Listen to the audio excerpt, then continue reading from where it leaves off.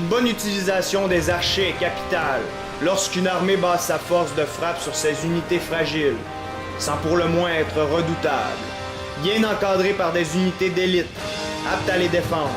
Ces derniers ont de bonnes chances de faire tourner le combat à la faveur d'un général ayant créé une telle armée. Par contre, si, par le hasard des choses, l'opposant d'en face s'est basé sur une armée du même type, alors, ce général devra user de divers stratagèmes pour tirer avantage de la situation. Mais si, comble de malchance, en plus de posséder une armée similaire, l'adversaire occupe une position en hauteur et défendu par un dispositif solide, alors, le général pris dans une telle situation devra annihiler l'avantage de l'altitude de son opposant, en installant son armée, si possible, à un endroit encore plus haut, ce qui rendra l'ennemi vulnérable. Ce n'est qu'ainsi qu'il pourra augmenter les pertes chez l'ennemi, tout en amoindrissant celles que subiront son armée. Dans un combat singulier opposant mon personnage, Bad Bailey, un personnage nommé Topper Sticker, nous verrons rapidement, en observant la forte position de l'ennemi, qu'une action frontale s'avérera chose ardue, voire suicidaire. C'est ainsi que nous contournerons l'armée de notre adversaire, prisonnier de sa propre défense, afin d'occuper un promontoire plus élevé que le sien.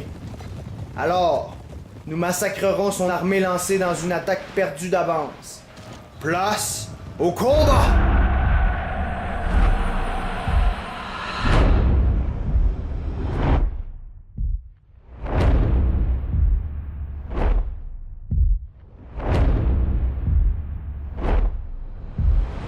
Bon alors, comme à notre habitude, observons les unités en présence en commençant par celle de mon opposant. C'est donc, comme on va le remarquer, mon opposant a vraiment une position très défensive. Il est sur un promontoire, comme on peut le constater, qui est assez élevé. C'est donc que toute approche frontale va être vraiment chose ardue. En gros, il s'est créé un dispositif très bien défendu, mais cependant, je vais tâcher de tourner ce supposé avantage en inconvénient. En d'autres termes, je vais vraiment exploiter le fait qu'il soit prisonnier de ce dispositif. Comme mon opposant va être confiné à cet endroit-ci, je vais vraiment manœuvrer mon armée à un endroit où je vais être plus élevé que ce dernier. Enfin, je vais pouvoir utiliser l'avantage de mes missiles.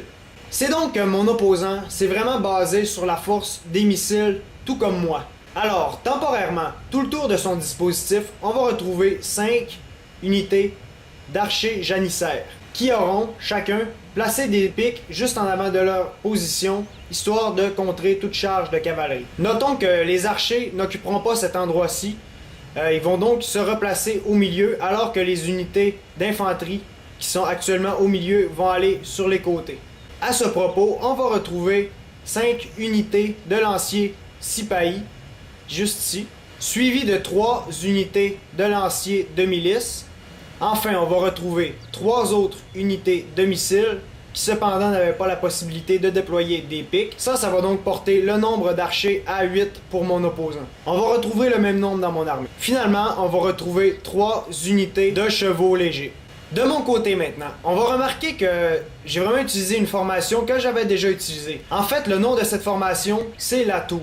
Souvenons-nous des caractéristiques de la tour. C'était en fait 8 unités de lanciers disposées autour de 8 unités d'archers. En fait, les unités qui étaient tout le tour juste ici représentaient le mur de la tour et les archers, juste ici, sa garnison. C'est donc au niveau du mur, si on peut l'appeler ainsi.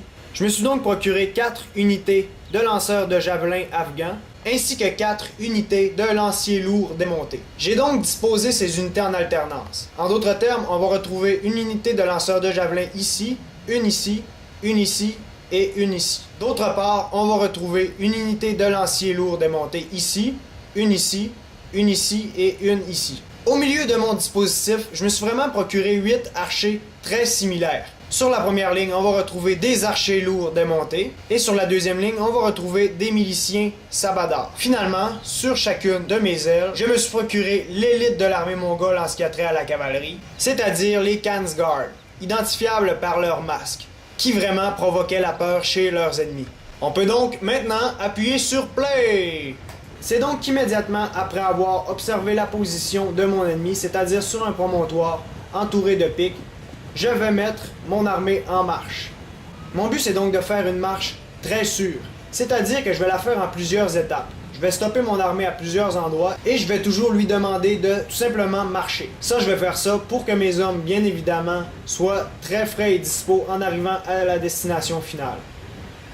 Comme on peut le remarquer, déjà ici, c'est une pause pour ma cavalerie qui va surveiller les flancs de mon armée pour parer à toute attaque éventuelle.